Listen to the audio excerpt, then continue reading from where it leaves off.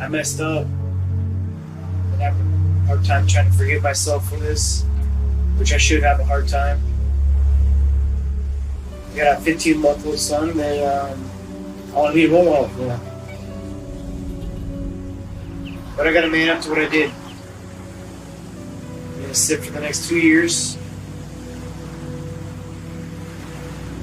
This is who I am. I'm a fighter. And I'm about to fight my way through this one.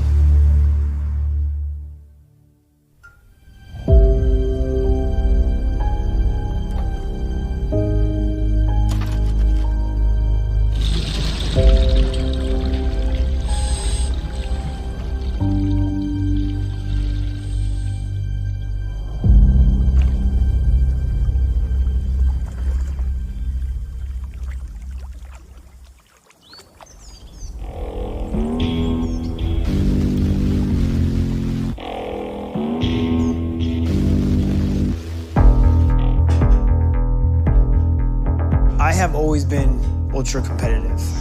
Day begins. I don't care if it's playing board games at home with the family, if it's wrestling. Oh, God, dude. I was just on a wake surfing trip and I couldn't get a 360, so I tried it about 600 times.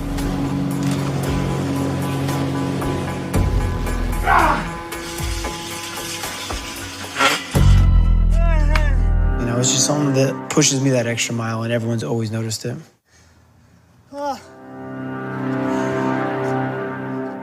Presenting the challenger, TJ Dillashaw is dominating. This is amazing. What an incredible performance. Thank you so much, everyone. I love all my fans. I love all you guys. This is why I do it. This didn't just cement you as the official champion and defending your title. It also put you in a position to be considered one of the best pound-for-pound fighters in the world. I am the best bantamweight of all time. That's it. Best bantamweight of all time. Here, right now. I highly believe that my competitiveness is why I'm as successful as I am. You know, that's why I do 3 a days and 2 a days and spend hours in the gym and have to be told that I need to go home because I've been there too long. I become obsessed.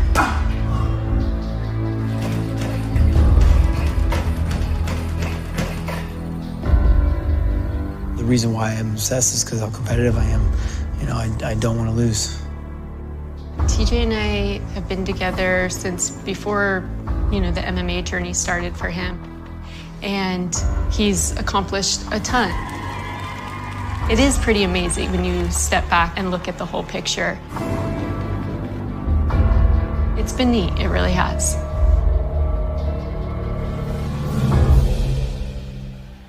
live from Staples Center, it is time for the main event for UFC 227, Dillashaw versus Garbrandt 2. You know, the night I defended my belt for the second time against Cody, Demetrius Johnson and Henry Cejudo were also fighting that night.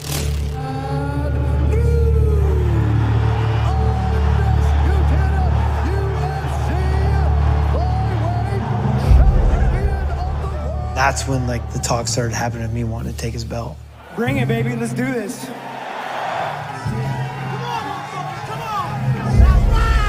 If Dana White's watching this right now, what's your message to him in regards to Henry? Hey, let's get this contract written up and put this guy away already. He really thrives on achieving these huge goals for himself, and to him, that was the next one on the list. He hasn't dealt with my movement. He hasn't dealt with me mixing it up. I'm going to knock out Henry Cejudo. I'll take that belt. He's been begging me to take that belt off his shoulder. It's too much weight for him. You know, that gold medal's light. This UFC belt's got a lot more weight to it. I'm going to take it right off his shoulder.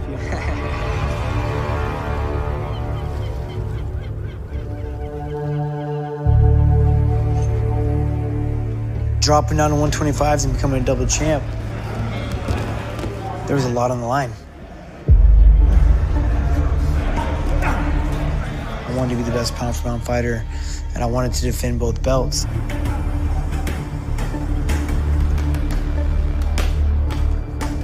Come on, DJ.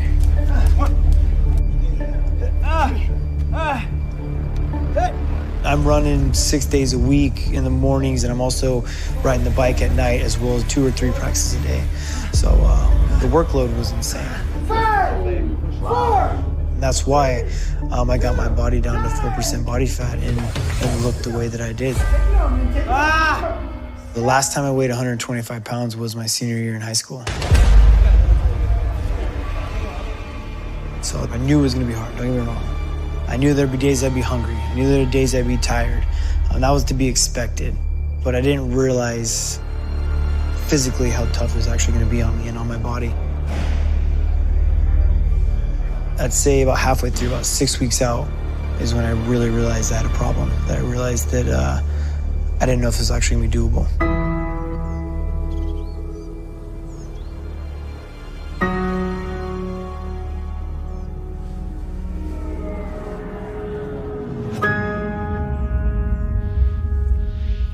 I didn't want to get out of bed. I didn't want to train. I was supposed to fight for the biggest fight of my career. I wasn't looking forward to my obsession of being the best.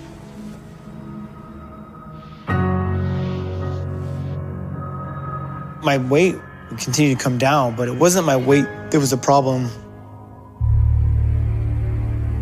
It was my body telling me to stop.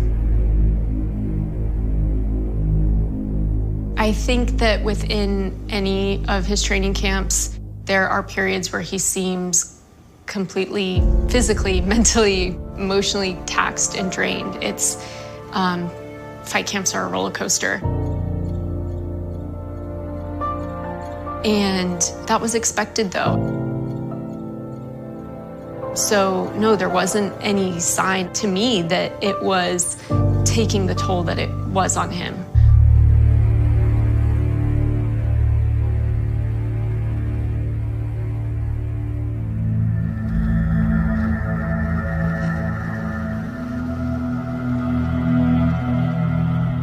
All right, guys, last but not least, he is the bantamweight champ, challenging for the flyweight title this weekend at Barclays. Give it up for TJ Dillashaw. I kept telling everyone this is gonna be easy. You know, like, no problem, I got this. It's like tricking myself. Was it harder than you thought? I mean, you were always confident you could do this. It's easier than I thought. Really? But at the same time, you have the negative thoughts in your head saying, like, this isn't gonna happen. Hey, you think those calories in there and out of there?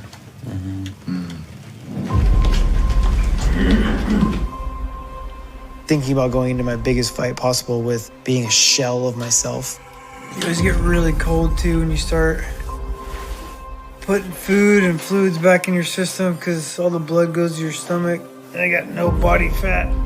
And I start to cramp a little bit.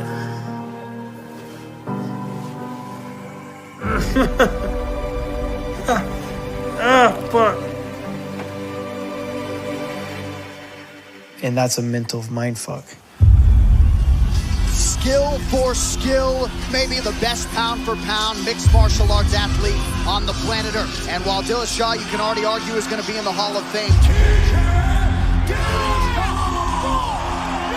tonight moves down to flyweight to try to become a two-weight UFC champion. Gentlemen, this is 5 rounds under the unified rules of mixed martial arts for the title. And he said this doesn't stop.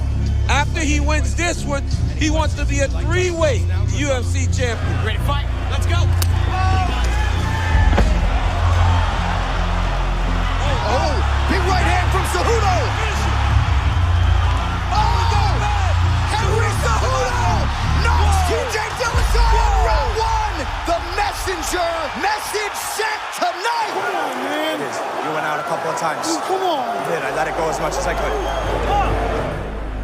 I know I'm way more dominant than Henry Cejudo, and I unfortunately did not get the chance to prove it. Still, the undisputed UFC flyweight champion. And then obviously things get even worse. I had my manager call me and say, hey man, I just got a call from the UFC. And my heart just dropped because I instantly knew, right? Like I instantly knew, like, fuck.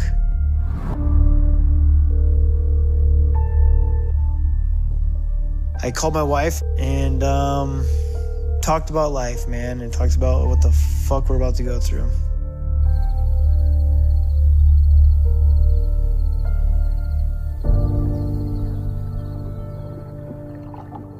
TJ Dillashaw tested positive for injectable EPO, which is a serious performance-enhancing substance. TJ Dillashaw has now been suspended by USADA for 2 years after testing positive for EPO. TJ Dillashaw no longer the king of the 135-pounders. This is disgusting. I can't say it enough. And this could potentially be a career ender here for TJ Dillashaw. I tested positive for erythropoietin. I was taking an anemia medication called Procrit. Knew I wasn't allowed to take it. And yeah, man, I mean, that's your answer.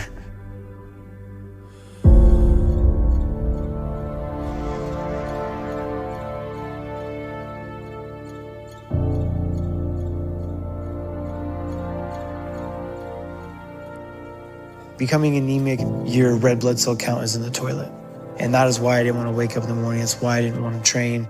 And I asked about like taking anemia medication, right? Didn't think anything of it. Just think, what can I do? I'm anemic. Feel the flow. Feel the flow.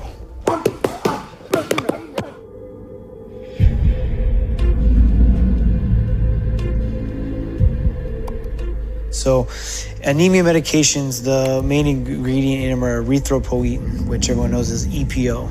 It helps you produce more red blood cells, and red blood cells transport oxygen so you can have more endurance. And that's the reason why it's illegal. Lance Armstrong is known for taking, and a bunch of cyclists and things like that.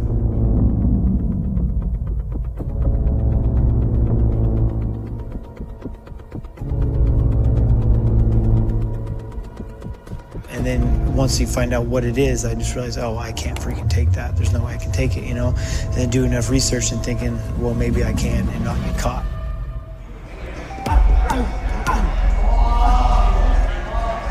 I mean, no one knew. No one, not any of my training partners, none of my coaches. Athletic stance, mentally alert.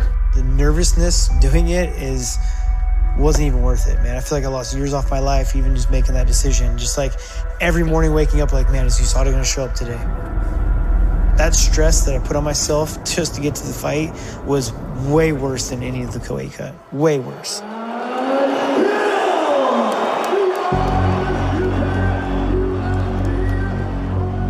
I guess with the pressure on myself of wanting to do this and wanting to be it, wanting to be the best, is that I blinded myself. You know, I blinded myself from the actual reality of what could happen.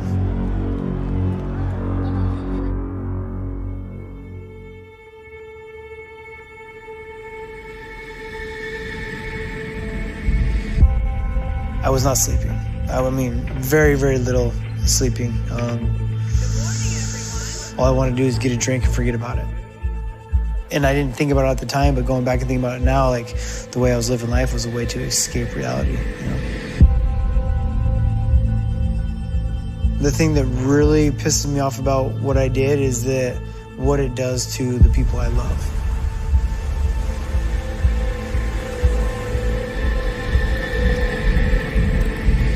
You know, like the coaches that I respect.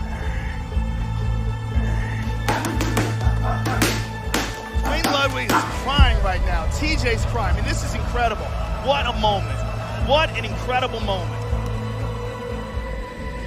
My wife, you know, for instance, embarrassed. She's got to talk to her family about it when this is getting announced, or her friends, they're like, what your husband did. You know, that's what really hit home.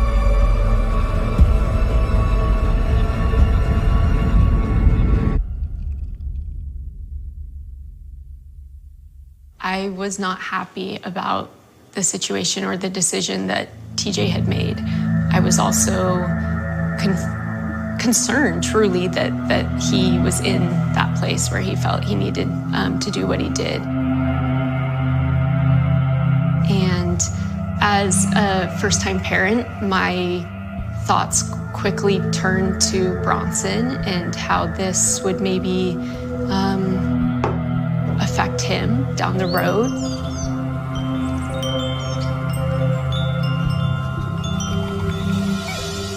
I'm trying to raise a son with a strong moral compass and high self-esteem, and a huge portion of my concern was around him. The way I was raised by my dad was owning up to my mistakes, dealing with them, and not running from them. That's why I decided to come out in front of the world and show everything. I cheated. I fucked up. I'm going to handle the consequences.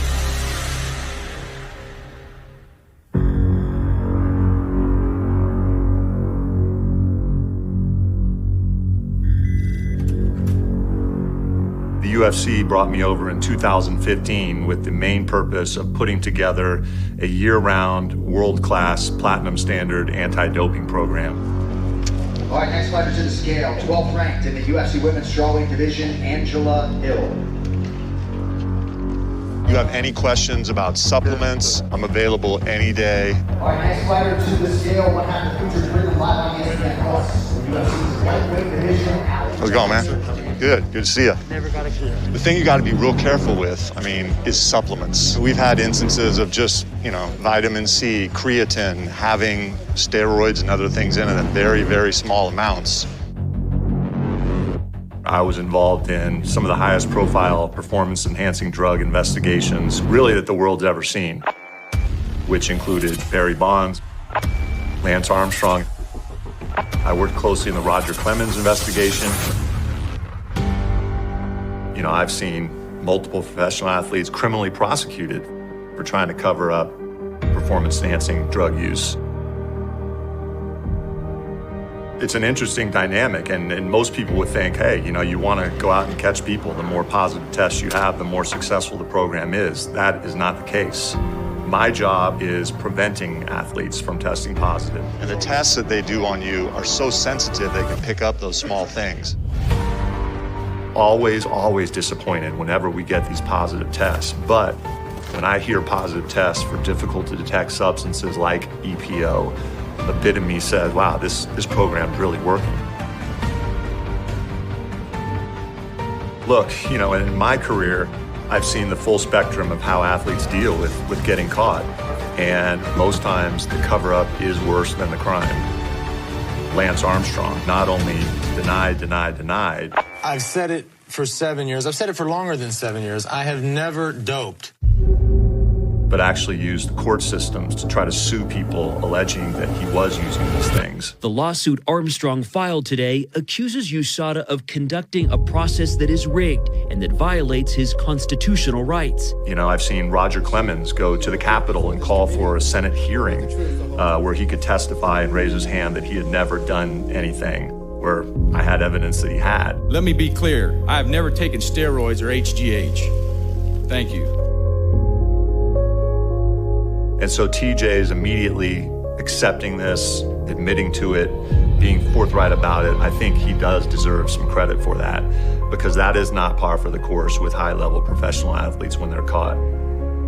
So based on my experience, I think he's doing it the right way. So I've got it set up here. We basically have access to a database called Clearinghouse. And what that shows us is it shows us all test results. It also gives us access to the fighters or our athletes' whereabouts, and that means where they're going to be, where they can be located to be tested. One of the interesting things when you test positive and you're serving a sanction, you're still subject to testing under the USADA program. With TJ, since he's been under suspension, he's had 22 individual tests over those couple of years, at various days of the week, times of the day. So again, proof in the pudding aspect of he's coming back, hopefully a different and clean fighter than he was before. He's had 2 years worth of pretty solid testing to show that.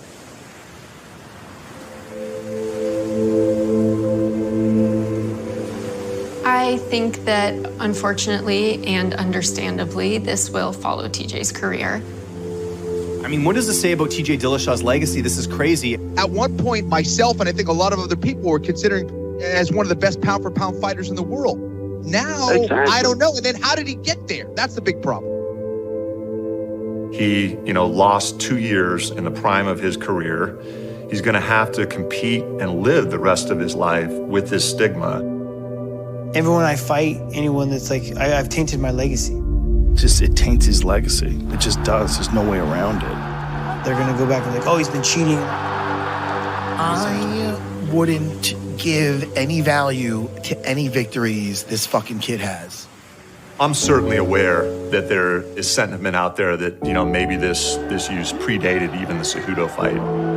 But again, I think that comes with the territory when you test positive. That suspicion of how far back did it go.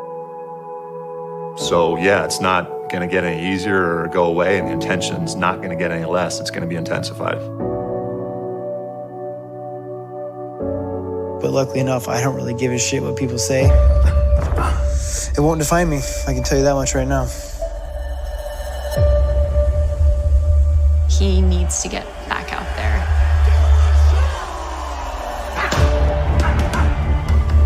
I don't think he wants to at all end on that type of note, and I respect that. He's definitely chomping at the bit, and I think he's really realigned himself.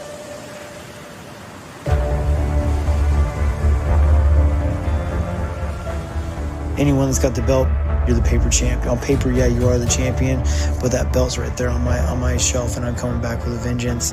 I love this shit. I love the fight. You see a smile on my face every time I come out? I'll be coming back, and I'll be a 3-time UFC champ. There's no way you can deny me from that. The guy is so confident. He's only getting better. I want to talk about a kid rising to the occasion. And you might be looking at the greatest 135